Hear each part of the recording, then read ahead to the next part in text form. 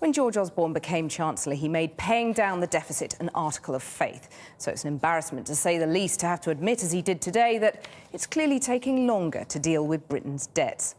There's plenty of speculation the Chancellor will be unable to meet two targets on paying down the debt and the deficit. But he still insists it would be a complete catastrophe to change course now. Our economics editor, Faisal Islam, reports. This Wednesday, a moment of reckoning for the Chancellor. The halfway point for the twin targets he set himself in his 5-year plan to rein in Britain's borrowing. But today he comes as close as he ever has to saying he'll miss his own target to have a declining national debt and have to extend again the 5-year plan to eliminate the underlying deficit. We had two targets. One was to get debt share falling as a share of national income by 2015-16, and also to balance the current budget. It's clearly taking longer to deal with Britain's debts. It's clearly taking longer to recover from the financial crisis than anyone would have hoped.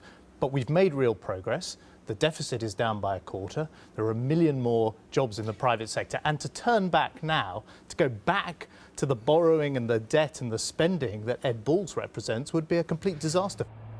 The Chancellor today did confirm that there would be no so-called mansion tax pushed by the Lib Dems. The Conservatives fear it would punish voters with pricey property in the south of England. But the government wants to send a message that further austerity will be shared by rich and poor alike. Whether you're on an estate or own an estate, George Osborne's message has been we're all in this together.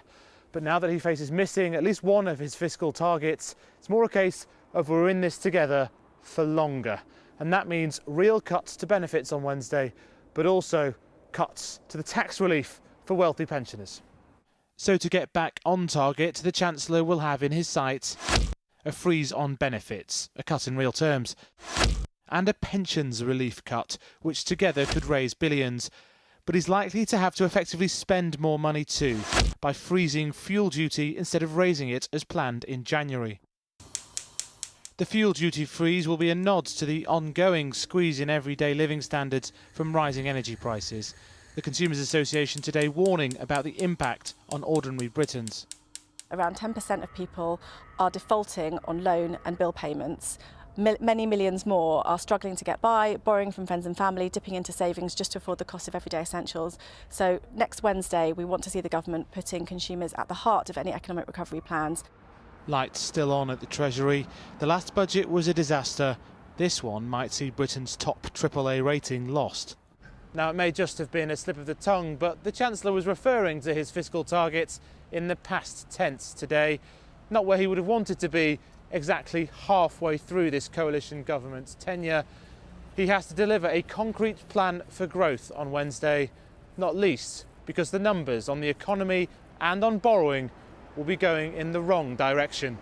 Faisal Islam, Channel 4 News at the Treasury.